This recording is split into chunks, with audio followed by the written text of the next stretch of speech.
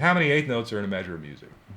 8 notes. 8. Yeah. It's finite. Yeah. It's easy to Right. forget that sometimes. So I would sit there and say, okay, I have 8 notes on this sound, and then I have to land here. So I'd be... Do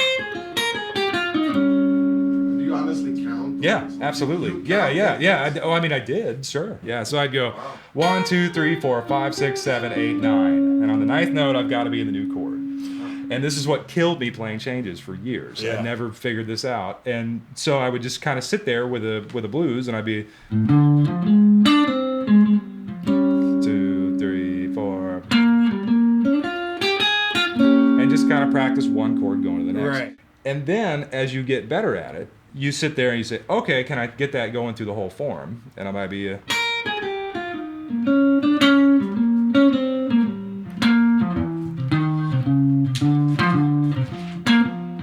The chromatic stuff is just buying time. Just buying time.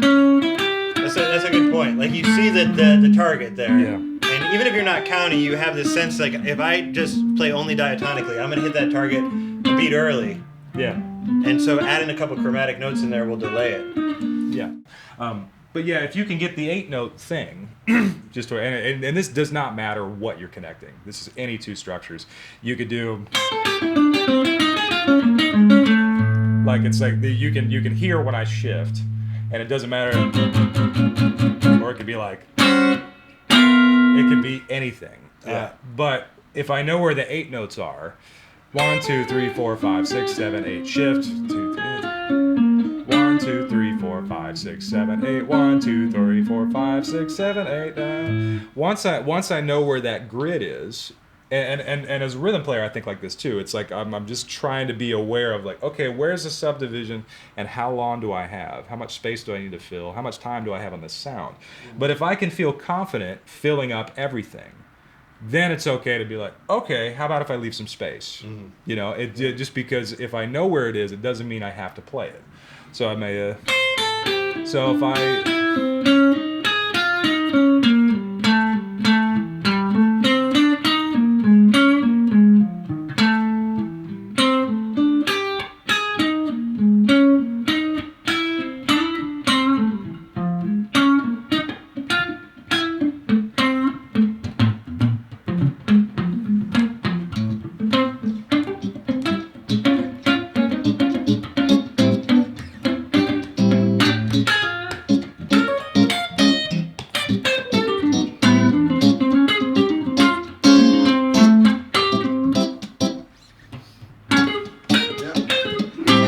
Yeah, so it's just like it's crazy, man. Like even like quarter notes. I'll sit there some days and I'm just like, oh man, I'm not used to placing quarter notes this way, and I'll lose the tempo or I'll lose the time, and I'm just like, oh man, here's a little gremlin that I didn't know about. And and every time you work one of those out, it's like your body and your hands, they're just like, oh, okay, like I know where stuff is, like it's cool.